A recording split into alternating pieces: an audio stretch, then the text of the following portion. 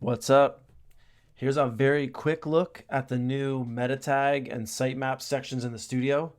These sections are going to be, they're going to evolve pretty rapidly probably, but we wanted to get them into the studio for now and get you started on these things because they help with SEO, which is super important. So the first thing I'll show you is if you're on a page and you go to page body, there's a new button in the properties for social sharing settings basically. And so this, if you came in here, it's like the browser title, page description, the fave icon, the little icon in the browser window, and the share image. So when you share it on like Twitter or Facebook and it gets that big image, you're going to set that in here. And that's going to allow you to create a page header that if you want, you can update on your own, but mostly you never have to touch. That will handle all this SEO stuff for you.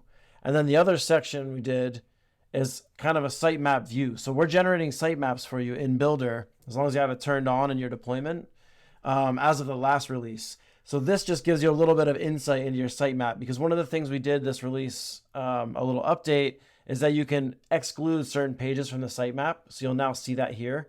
And then here you'll also see like an authenticated page, an authenticated route is excluded from the sitemap because Google can't crawl those anyway.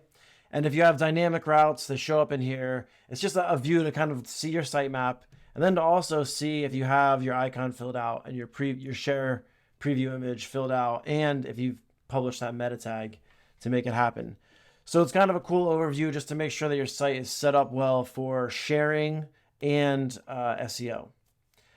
So the only other thing to mention, because I want to keep this quick as a release notes video, is that you do have the ability to set dynamic data when you're setting these values. So if you have a dynamic page, say it's a profile page, and it's, profile / their user ID and the URL, and then you're loading different data based on that URL, you can actually toggle on this dynamic. So if I'm on the title, say this was a profile page, and the title would normally be profile.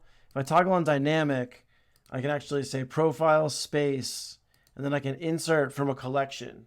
So I might say user's name or whatever it is. And you can chain as many of these together as you want. I can insert another text after, switch this over. If I wanted to say my site or something.